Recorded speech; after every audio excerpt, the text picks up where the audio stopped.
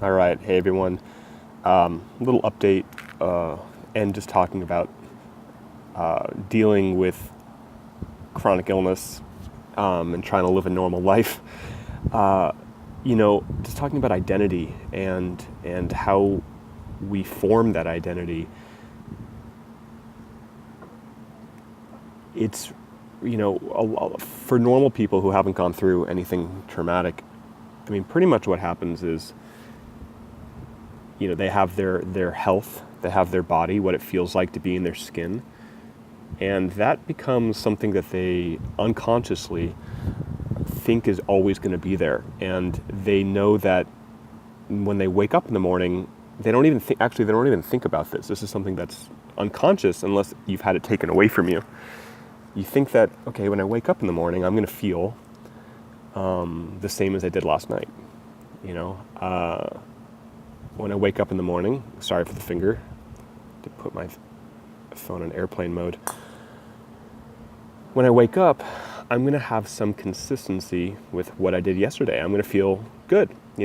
People have all these things that they expect because they don't know a reality where it doesn't exist. So I'm going to, as basic as, I'm going to lie down and I'm going to have a good night's sleep.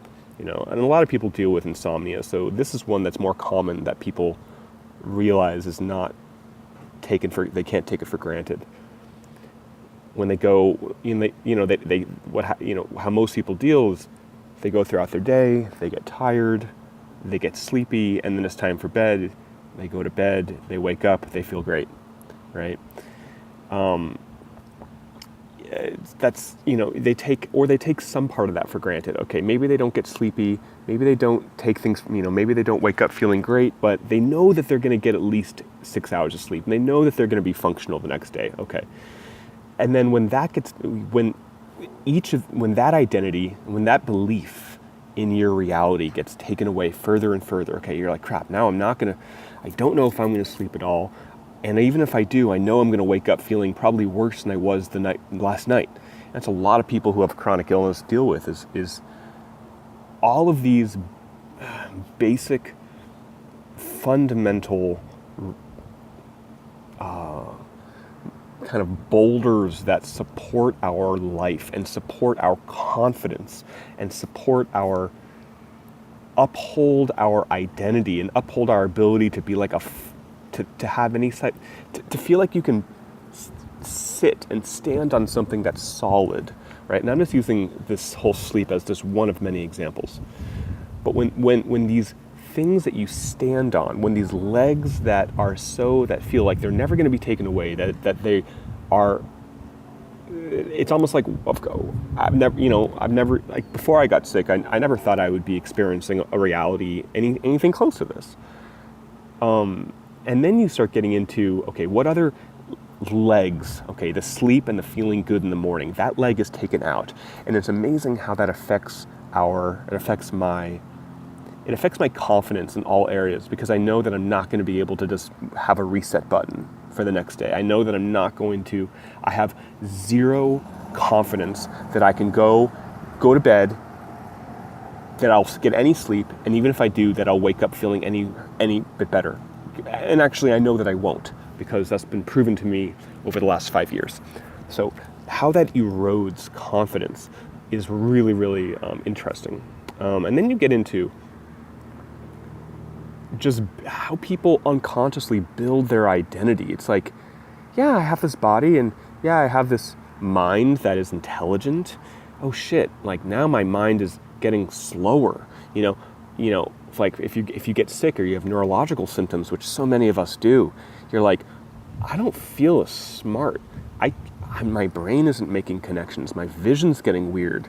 My thoughts are feeling really negative and angry and reactive, and I feel like I'm just not me, and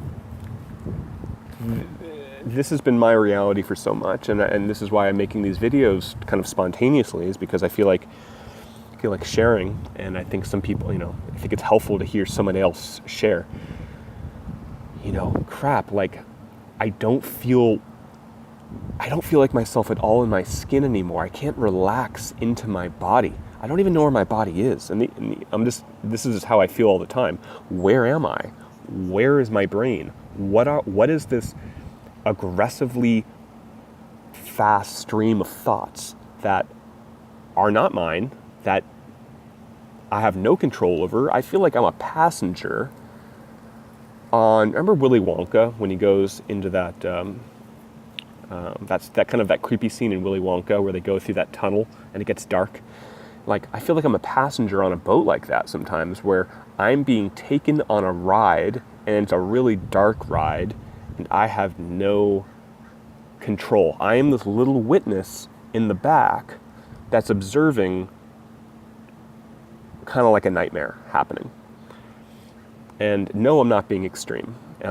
If you don't understand this, then that's totally fine. I hope that you never do. But if you do, then you do and you understand.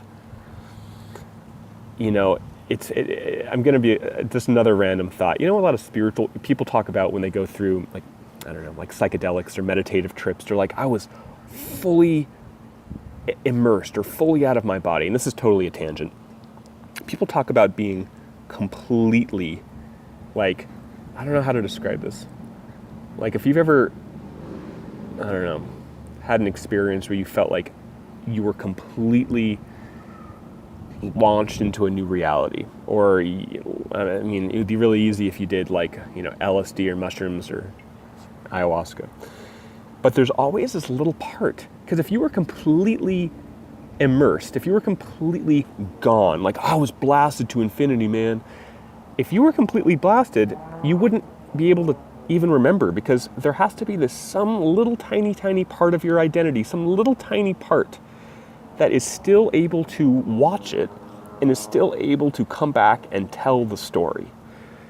And I was thinking about this last night, because a lot of people in the spiritual world, and even meditators, you know, people that have satori, nirvana, you know, awakening, direct experience, non-dual reality experiences, they talk about being, there was no me. I was completely immersed in source. There was no separation between myself and anything else. You know, you hear about these things if you've been in this world. The people try to describe their experience, and I always think, all right, but that's bullshit, because there is a little part of you. Because if there wasn't, if you were completely immersed, you would have no recollection of it. It's like, you know, there's a part of you that was not completely immersed, because you're able to tell the story of an experience that happened. So what's that part of you that was there, able to still kind of take mental notes and have a memory? You know, what is this memory? What is this part that you can remember? You know, so it's, I don't know. That's a total tangent. I was listening to Ken Wilber talk a lot yesterday, who I love. Ken Wilber is one of my favorite people on the planet, the smartest dude on the earth. Really a big spiritual guy, but just I don't know. He was talking about satori and, you know, these types of non-dual realities or experiences. And I was just thinking about, yeah, but there's still a part of you that can still come and tell a story. You know, it's just funny to think about, because, you know, versus if you're in like a deep dreamless sleep, for, you know, people that sleep well, unlike me and unlike a lot of you guys, there is a part of your night that you have no recollection of. Like, you're not dreaming and you're not awake and you're in this complete void. You know, you just don't, that time just disappears. All right. I mean, if you're a really advanced meditator and you're really good at lucid dreaming, some have claimed that you can actually stay lucid or stay aware of yourself in this void, in this deep dreamless state, which is a, you know, I've never experienced that. But anyway, getting off tangent. So coming back to kind of dealing with chronic illness from a spiritual perspective, it's really, you really only know what you're standing on, what your foundational identity legs are, only when they start to be taken from you. And, you know, where I am right now is not in a good place. There's been no improvements ever in the last 5 years. which is just really shitty to say. It's really depressing to say, because I feel like big chunks of myself and my identity are just being taken. They're just being removed, and I feel like I'll never get them back. And I just I'm forgetting what it feels like to be the wonderful human that I used to be, the sensitive, the connected, the great listener, let alone the physical and, being able to have all the energy. I mean, that's, there's so many parts of our identity.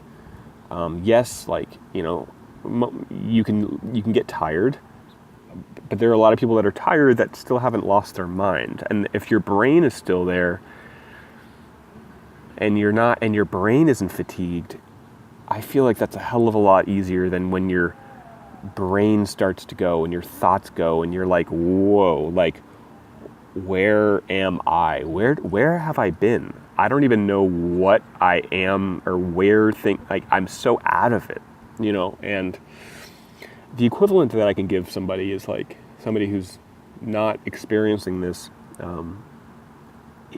involuntarily or forced to experience this, is if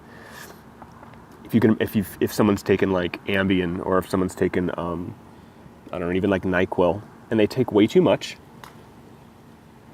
and they wake up in the middle of the night, and someone wakes them up, and they're in the middle of their dream, and it's like telling somebody, okay, you need to function with that mental awareness and clarity all day.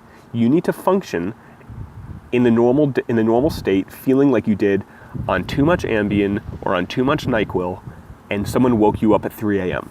And that's how I describe it to people. It's like, that's how I am, even if I lie in bed for 10 hours, or if I, even if I do feel like I slept, I wake up and I'm like, oh God, like I can't get out of bed. My brain is completely out of there. So, but yeah, just like, let me check the time. Sorry, I gotta go soon. And it's funny. I make these videos, I don't know, for the one person that watches them, or I don't even care.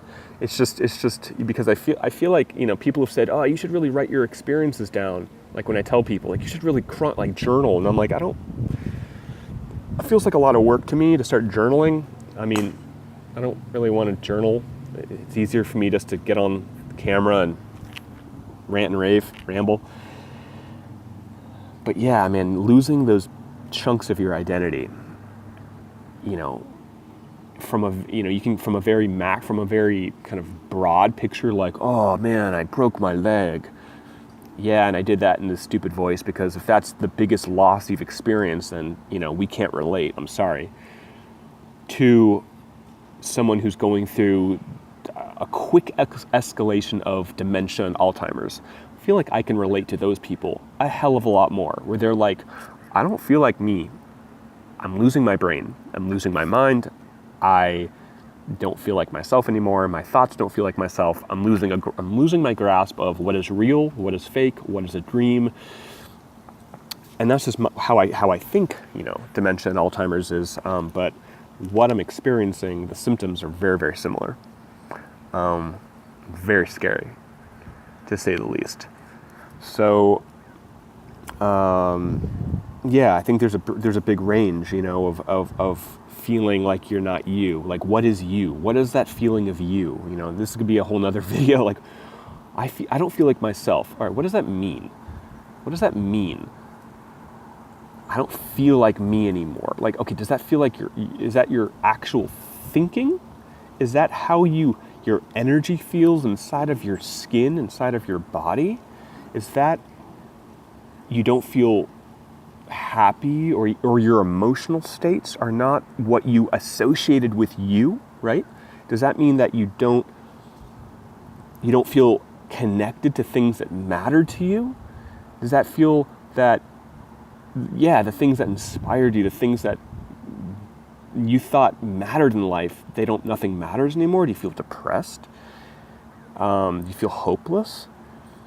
I think all those things can be apart, or someone could feel one of those things and not feel like yourself, or they could feel all of them, kind of like I do. just you don't feel like yourself inside of your body. You feel like your body is not really yours anymore. It's a lesser functioning, connected, energetically sensitive version of yourself. You're just kind of numb. Then you feel like you're just so exhausted and you have no vitality and life force to really do anything. Then you feel like your passions and your motivations and your thinking just isn't there. Then you know, like every part of our identity can be taken from us. Everything. And I did not know this was possible up until this started happening to me. And if you're watching this and you're like, this guy's fucking making it up and he's a crazy, stupid idiot. All right, cool. Like, maybe you'll experience this when you're 85 and you're losing your brain. I hope not, but maybe. But a lot of us are young going through these things where it's like, this is not, you feel, in other words, you can describe it as like, you feel like you're a shell of yourself. You feel like I'm a walking shell and I'm trying to fake it well enough so people don't know that I'm completely don't know what I'm doing here. Or I'm completely not the person I used to be, but I'm just trying to fake it. I'm just trying to fake this. Because none of this feels authentic. None of this feels like natural. None of this feels effortless. None of this feels like it's flowing. There's no flow to my life anymore, right? And that's another way to describe it is just like, there's a lot. So anyway, this video is getting long. If you watch this, man, thank you, I guess. I hope it's helpful. And I think there's just a lot of people out there suffering from various things. And I hope this is helpful to you. All right. See you later. I can keep going and ramble, but it's been about 17 minutes, so I'll talk with you soon. Okay, bye.